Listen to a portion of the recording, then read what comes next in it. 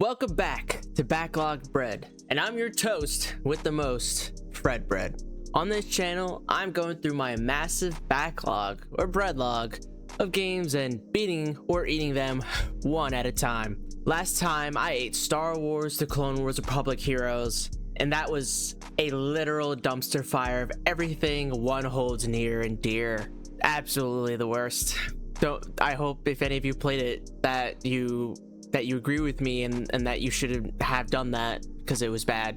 I've recently decided to include my backlog from Epic Games as well. I know that might be a little controversial, but I've been collecting these games since I created an account years ago, and now I have basically hundreds of more games to add into my list, and there's no better time to play them than now when I've created this whole backlog breadlog for myself. So we're going to see how I'll decide when I choose to play games in that Epic Games breadlog or in my Steam breadlog, and eventually there'll be a PS5 breadlog as well, just when I get a capture card for that or something. I have no idea. We all as gamers have a breadlog of games, and hopefully if these games are in your breadlog, then I can help you decide on when to play them. So my scale to rate different pieces of bread comes in 3 different rankings.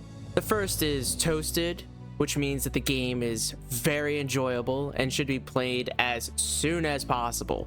When you pick up the game is when you should play it. And the second is fresh in the bag, which means that the game is good, but there are some caveats, some setbacks, and should be played or eaten concurrently with another game you're playing at the time, or as soon as you have free time to eat that piece of bread. And finally, the third rating is moldy, which means that the game is unenjoyable, terrible, not worth your time, and should only be eaten when you are extremely bored or literally have nothing else to do with your time. Me, FredBread, I'm just your average piece of toast who likes to spend his free time playing different games. And that means if a game is fun, then the rating reflects that. So even if games that are considered bad, quote unquote, by bigger critics, can be seen as good in my ratings, just because a game can still have an enjoyable aspect to it, and different people have different taste in what is good and bad. The game I'm eating my way through the breadlog is Space Marine 1. So before I talk about the gameplay, I need to talk about why this game was in the breadlog in the first place. So the game was purchased in October of 2025, and this was bought with a bunch of other games during that fall sale on Steam.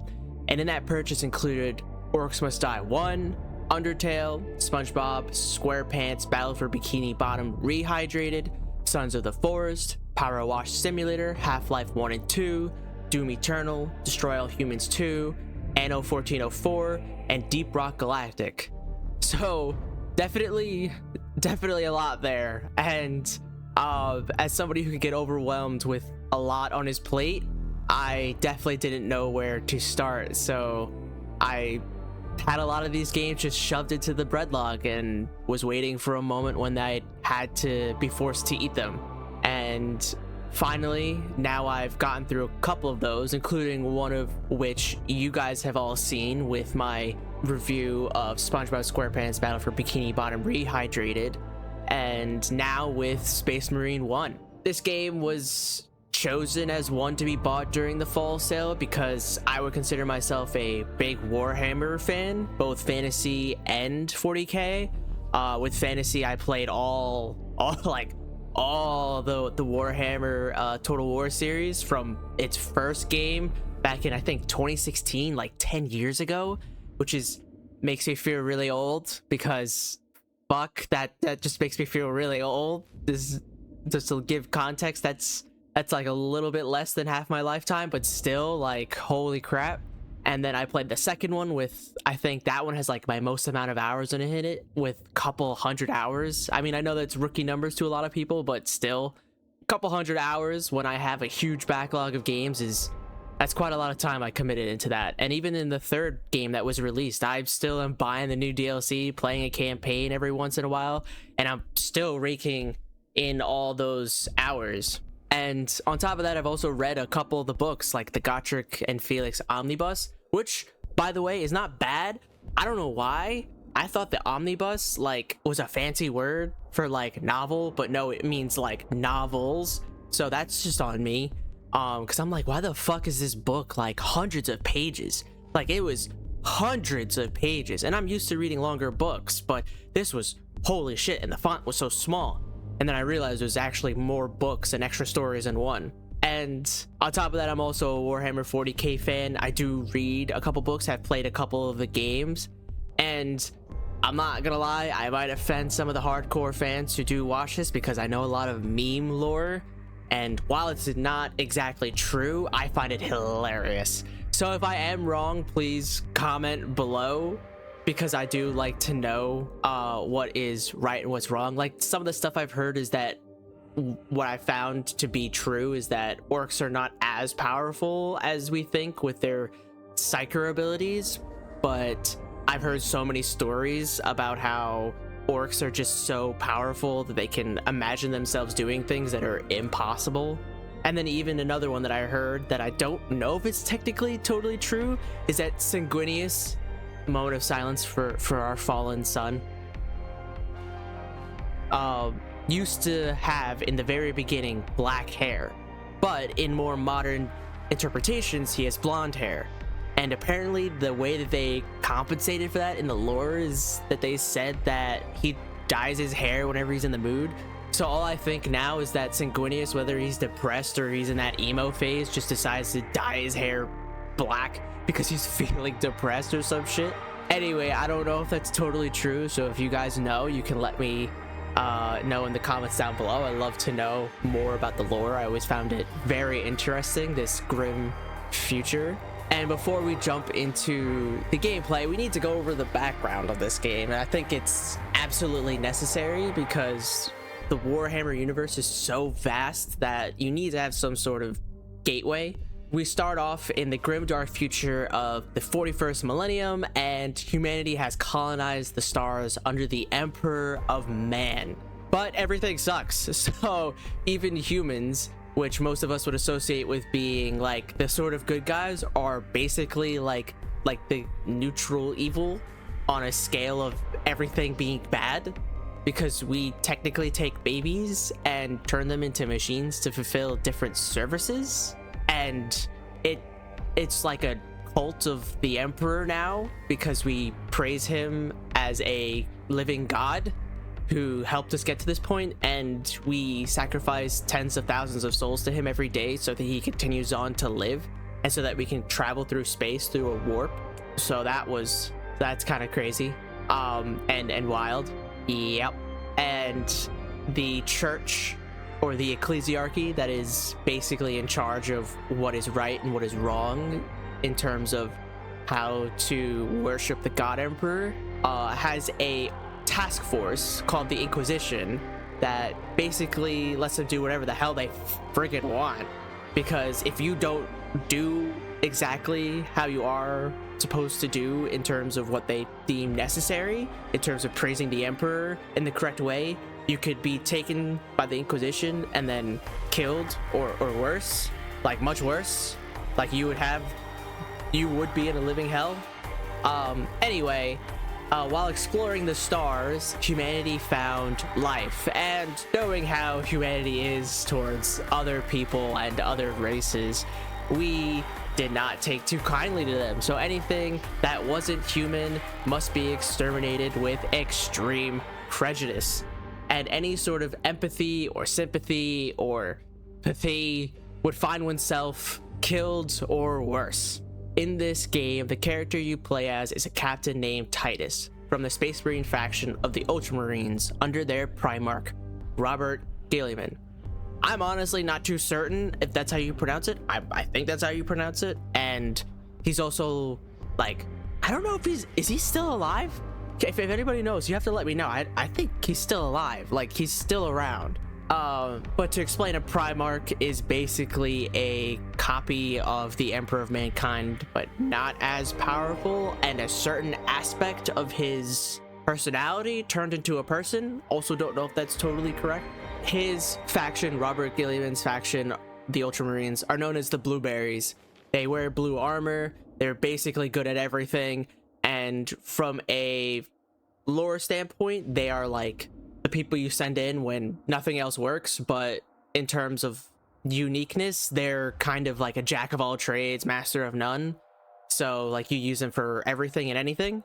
And these Space Marines are created in the likeness of their leader. So Titus is created in the likeness of Robert. So he is basically like a miniature a miniature Primarch, which is also a miniature God Emperor. So people hold these Space Marines in high regard, basically seeing them as angels. If you're blessed with a squad to come onto your planet and to help, you know that things are either really shit, like you're gonna die if you're a guardsman or a normal person. And these guys are the Space Marines are powerful. These guys stand at 7 to 8 feet tall without their armor, and they gain about another foot or two when they are wearing their full armor. So between 8 and 9 feet, wearing thick armor and carrying bolters that shoot basically bullets the size of Red Bull cans. Like it's like imagine somebody took a fucking Red Bull can, made that into a bullet, decided to shoot it from a gun, not just with a single chamber for one of these. They have a whole round of them, 30 rounds, and I think in each bolter. And imagine that guy just shooting non-stop. And this is considered an average okay weapon. That's the kind of universe we're in right now. I don't where being shot with a Red Bull can is considered okay. Like, it's still pretty good, but it's not like end all be all. So I hope painting a better picture for you all to understand where we are in the future. And Titus, along with his two other subordinates named Sidonus and Leandros. Leandros is a fucking bitch, by the way. Could take fucking his Space Marine wiener and shove it up his ass for all I care.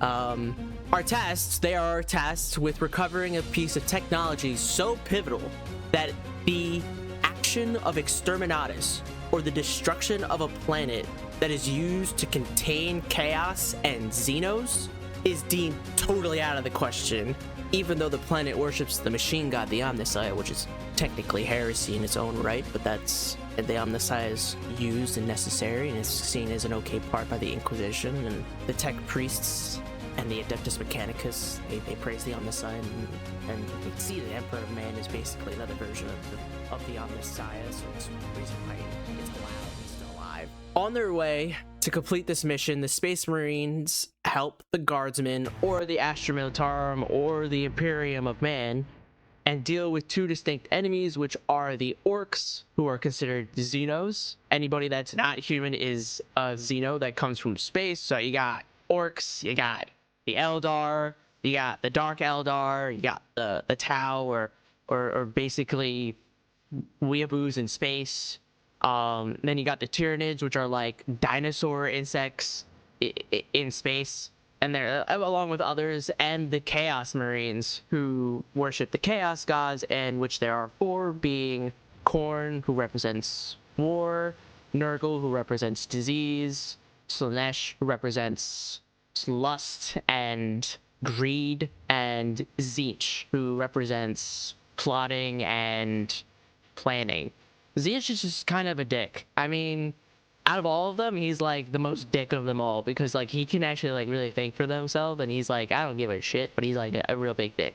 And these gods are able to influence those in our universe into joining their faction, so that they can use them as a puppet for their will.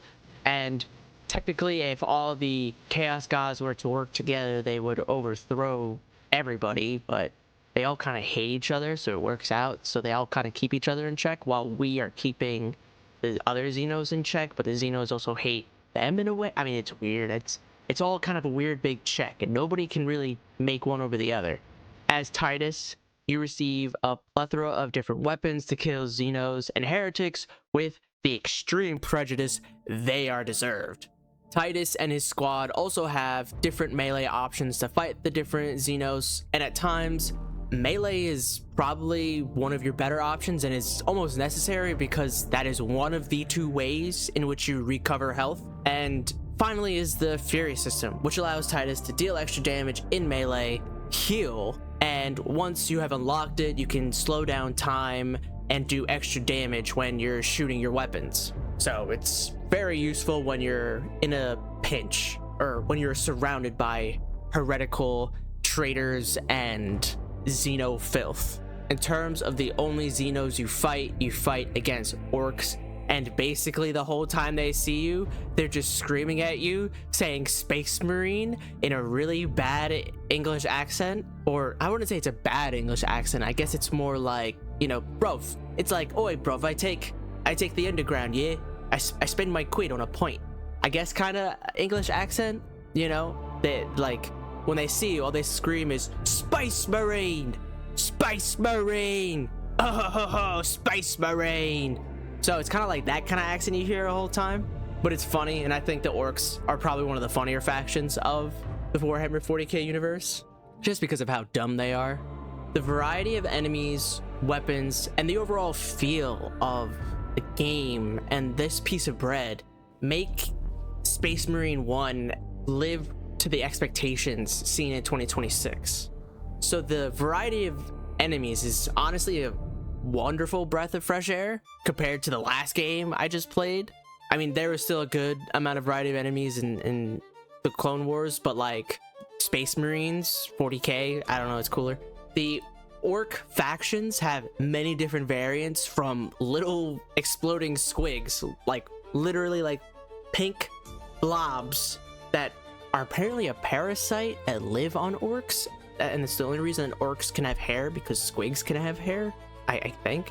But these little pink blobs that have like TNT or dynamite or some sort of explosive attached to them, and that when they get close they blow up, to the orc war boss, who is basically in charge of the invasion on the planet that you're on, and a bunch of other different types in between that will all still scream Space Marine when every time they see you. And these different types include those with long range capabilities and bigger, hulkier kind of melee, scaring the shit out of you when they get too close melee capabilities.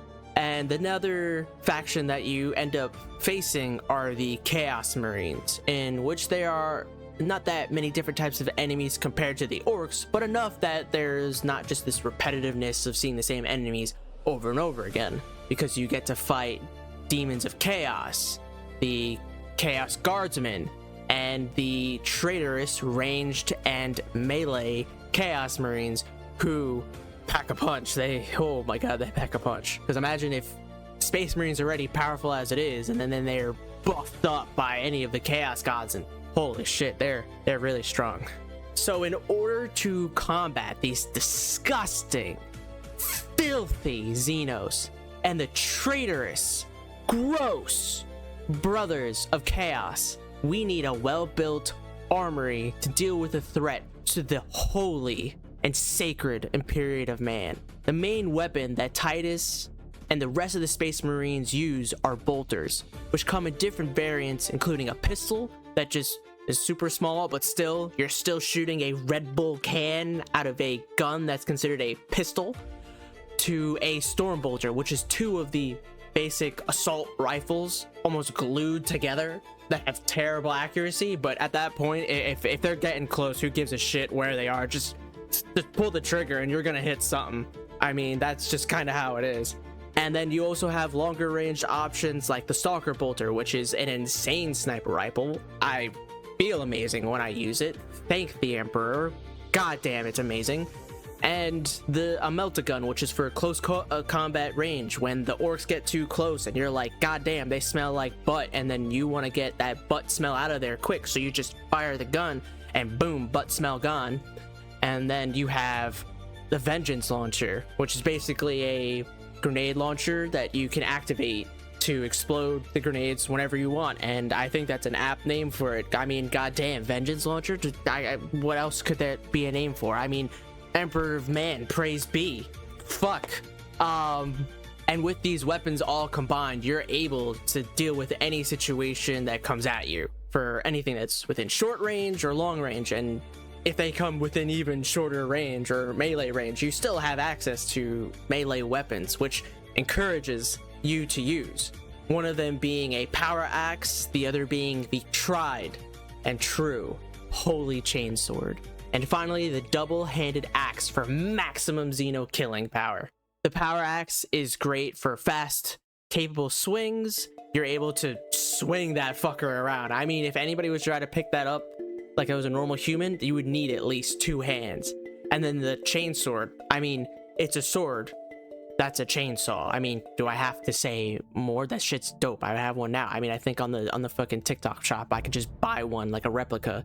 And then the double-handed hammer is literally a huge hammer that you swing around and killing Xenos with. I mean, what other way would I want to kill Xenos with than a huge hammer? I mean, what else could I ask for? And all these weapons have such a great feel to them. They all make you feel like you're a god among men. And each bullet that you shoot from your gun feels like a gift from the Emperor himself, that the enemies hate, obviously, but sometimes they need a couple more gifts for them to fully take in that message from the Emperor. And lastly, the melee executions. The melee executions. I mean, I might just put a goddamn montage of all these melee executions. They're fantastic. They just feel so good. And the best part is that you kind of have to do them because it gives you your health back. So praise the Emperor for this. I mean, what would I do without it? Lastly, we have to talk about what didn't age too well. And Emperor, I don't want the Inquisition coming for me. So praise the Emperor. I swear this is just for him to know that things could be better for us out here. So while the guns and the melee have a great overall feel and contribute immensely to the combat, the enemies do become bullet sponges. And sometimes the late game ones take a whole clip of a normal bolter to deal with. So bullet sponges are a pain in the ass. And especially late game when these sponges are everywhere. And the worst part is that they're not just like a normal sponge, but a sponge with spikes. Like big spikes, like really big spikes that can shoot at us and are everywhere. It kind of forces the player to use certain weapons so that we can erase those sponges. And especially the las gun. The las gun is the most powerful weapon by far in the arsenal that we use and is bestowed upon to us by the Emperor and can take out most enemies one hit to the head. But some of these late game enemies, like, holy crap, I'm shooting 4-5 bullets into these guys and into the head, and I'm like, oh god, oh god, what the fuck is going on? These guys, they're about to fuck up my shit. And next thing you know, I'm asking for the Omnissiah for help, praising him, taking out my sensor, and I'm like, oh shit, I'm gonna die. And finally, like, he goes down, and I'm like, oh my god, I can't believe it. That man was almost immortal. I don't know.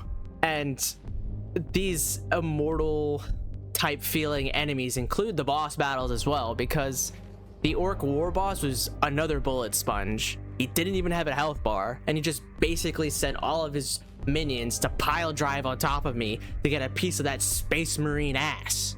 And then finally was the battle Nemeroth. Fucking Nemeroth. Memeroth, more like it. And he just sends waves of enemies at us while we don't even technically shoot at him. And then finally, when we do get a chance to fight him, it's just a QTE section, which most of the parts I'm hitting the same buttons over and over again, and I'm doing the same animation over and over again, and all Titus is doing is just fucking swinging his fist at him over and over again. I'm like, this man's fist is getting tired at this point, I have to say.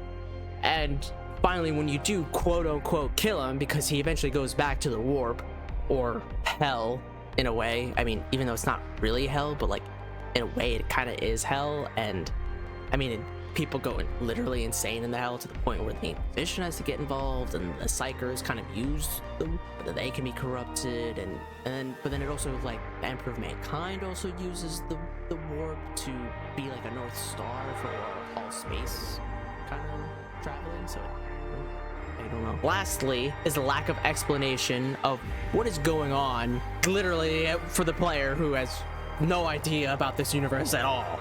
Because you're going to be confused on what the warp is going on. You're going to have questions throughout the whole thing. You're going to be wondering why Space Marines are in charge. Who is the Inquisition? Who are these Chaos Gods? And why does everything suck? Even the ending will be confusing because you're going to have no idea why Titus is being taken away by the Inquisition and why he technically has no power to do anything. And you know what? Fuck Leandros and his bullshit and his true adherence to the Codex Astartes. You know what? He could take his Space Marine butt and boot it out of here because all my homies hate Leandros. Get him out of here. I hope I never see him again. Finally, I beat the game in 6.5 hours over the span of 3 sessions, with the second section being the longest, where I locked in and I was serving the Emperor as if I was there and needed to demonstrate my love for the Imperium and my disgust for these filthy Xenos. And while I was going nuts serving the Emperor of Mankind, I collected about 2/3 of the collectibles, which are these servo skulls, and they contain audio logs. I mean, I didn't listen to them, but it was pretty easy to know what they were going to be about, which was going to be about how the world and how it's gone to shit, and how the orcs are killing everyone, and how the soldiers are just fighting all the Xenos. So basically just adding on to that more hopeless kind of scenario.